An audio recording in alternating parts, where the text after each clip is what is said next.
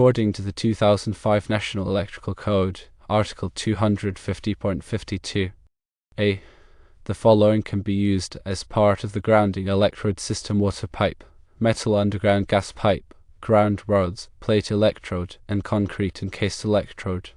The NEC requires that the grounding electrode conductor be bonded to the meter base enclosure. The grounding electrode conductor must be sized according to Table 250.66 and must be connected to the meter base using a listed bonding jumper. If no other grounding electrode is available, ground rods must be used to establish a grounding electrode system. The NEC requires that at least 2 ground rods be driven not less than 6 feet, which is equivalent to 1.83 meters apart, and interconnected with a bare or insulated copper conductor not smaller than number 6 American wire gauge, which is 13.3 square millimeters. Here are some recommendations. Firstly, remove the knockout on the meter base and connect a number 4 American wire gauge bare copper grounding electrode conductor from the main breaker panel to the bonding terminal inside the meter base. Secondly, install 2 ground rods, each at least 8 feet long, and connect them with a number 6 American wire gauge bare copper conductor. Thirdly, connect the grounding electrode conductor from the meter base to one of the ground rods using a number 6 American wire gauge bare copper conductor. Fourthly, connect a number 4 American wire gauge bare copper grounding electrode conductor from both the disconnect and the subpanel to the grounding busbar in the main breaker panel. Here's an exception if the water pipe is of copper or ferrous metal and not protected from corrosion. A number 1/0 American wire gauge bare copper grounding electrode conductor can be used to connect the meter base panel and disconnect to the water pipe. This will provide a single grounding electrode system.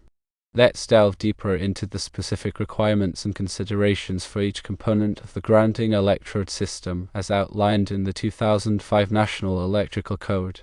The grounding electrode system is a critical safety component in any electrical installation, providing a low impedance path for fault current to return to the source, thereby facilitating the operation of overcurrent protective devices such as circuit breakers and fuses.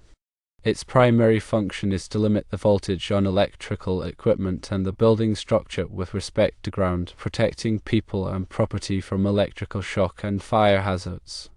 Regarding water pipes, the NEC specifies that a metal water pipe can serve as a grounding electrode if it is in direct contact with the earth for at least 10 feet. The water pipe must be electrically continuous and any insulating sections must be bridged with a bonding jumper. It's important to note that plastic or non-conductive water pipes cannot be used as grounding electrodes. Metal underground gas pipes can also be used as grounding electrodes, but only if permitted by the gas supplier and the local authority having jurisdiction. This is because using a gas pipe as a grounding electrode can create a potential hazard if there are any leaks in the gas system.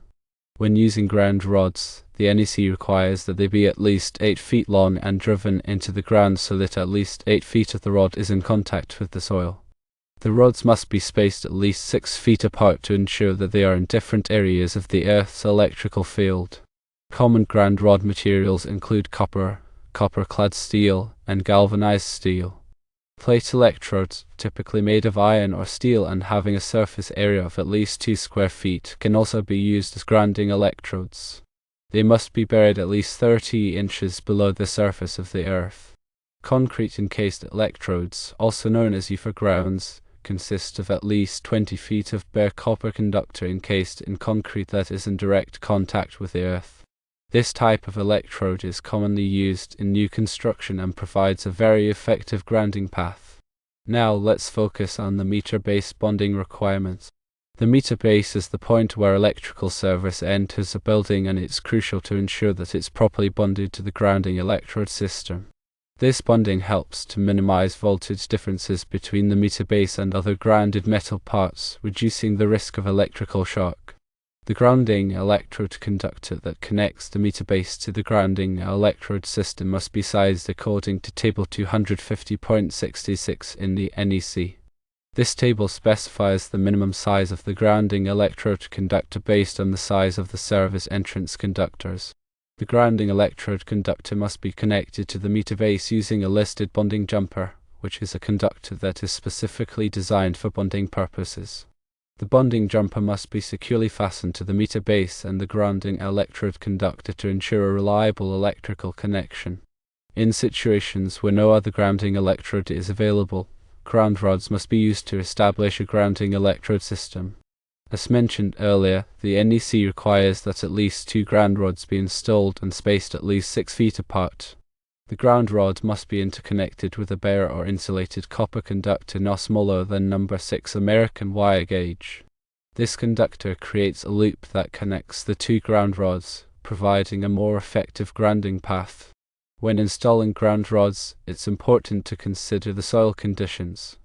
The NEC requires that the resistance to ground of a single ground rod not exceed 25 ohms. If the resistance is higher than 25 ohms, an additional ground rod must be installed. The resistance to ground can be measured using a ground resistance tester, which is a specialized instrument designed for this purpose. Moving on to the specific recommendations, the first step is to bond the meter base. This involves removing the knockout on the meter base and connecting a number 4 American wire gauge bare copper grounding electrode conductor from the main breaker panel to the bonding terminal inside the meter base. The bonding terminal is typically a screw or lug that is specifically designed for connecting the grounding electrode conductor. The number 4 American wire gauge conductor is recommended in this case because it is sufficient to handle the fault current that may flow through the grounding electrode system. Next, install 2 ground rods, each at least 8 feet long, and connect them with a number 6 American wire gauge bare copper conductor. The ground rods should be driven into the ground as far as possible to ensure that they are in good contact with the soil. The number 6 American wire gauge conductor should be securely fastened to the ground rods using clamps or other approved connectors. After installing the ground rods, connect the grounding electrode conductor from the meter base to one of the ground rods using a number 6 American wire gauge bare copper conductor. This connection provides a path for fault current to flow from the meter base to the ground rods where it can be safely dissipated into the earth. Finally, connect a number 4 American wire gauge bare copper grounding electrode conductor from both the disconnect and the subpanel to the grounding busbar in the main breaker panel. The disconnect is a switch that is used to shut off power to the subpanel. The subpanel is a smaller electrical panel that is used to distribute power to specific areas of the building. By connecting the disconnect and the subpanel to the grounding busbar in the main breaker panel, you ensure that they are properly grounded and that any fault current will flow back to the source. Now let's consider the exception regarding water pipes. If the water pipe is of copper or ferrous metal and not protected from corrosion, a number 1/0 American wire gauge bare copper grounding electrode conductor can be used to connect the meter base, panel, and disconnect to the water pipe. This will provide a single grounding electrode system. The reason for using a larger conductor in this case is that the water pipe may be subject to corrosion, which can reduce its conductivity. The number 1/0 American wire gauge conductor provides a greater margin of safety and ensures that the grounding electrode system will function properly even if the water pipe is somewhat corroded. It's important to note that all electrical work must be performed by a qualified electrician and in accordance with all applicable codes and regulations. Improper grounding can create a serious safety hazard and can result in electrical shock, fire, or equipment damage. By following the recommendations outlined in this video, you can ensure that your electrical system is properly grounded and that you are protected from electrical hazards. It is also important to remember that the 2005 National Electrical Code is just one version of the code and that the requirements may have changed in subsequent editions. Always consult the latest version of the NEC and any local amendments to ensure that you are in compliance with all applicable regulations. In addition to the grounding electrode system, there are other important aspects of electrical safety that should be considered. These include proper wiring methods, overcurrent protection, and ground fault circuit interrupter protection. By taking all of these factors into account, you can create a safe and reliable electrical system that will provide years of trouble-free service. Remember, electrical safety is not something to be taken lightly. Always consult with a qualified electrician if you have any questions or concerns about your electrical system. They can provide you with expert advice and ensure that your electrical system is safe and in compliance with all applicable codes and regulations. Proper grounding is essential for protecting people and property from electrical hazards. It provides a low impedance path for fault current to return to the source, facilitating the operation of overcurrent protective devices and limiting voltage on electrical equipment and the building structure with respect to ground.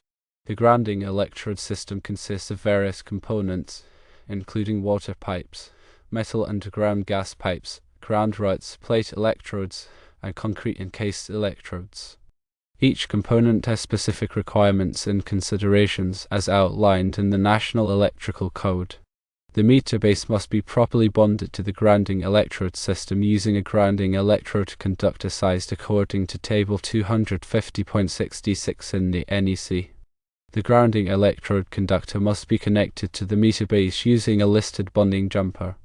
In situations where no other grounding electrode is available, ground rods must be used to establish a grounding electrode system. At least 2 ground rods must be installed and spaced at least 6 feet apart, interconnected with a bare or insulated copper conductor not smaller than number 6 American wire gauge. When installing ground rods, it's important to consider the soil conditions and ensure that the resistance to ground does not exceed 25 ohms. Connect the grounding electrode conductor from the meter base to one of the ground rods using a number 6 American wire gauge bare copper conductor.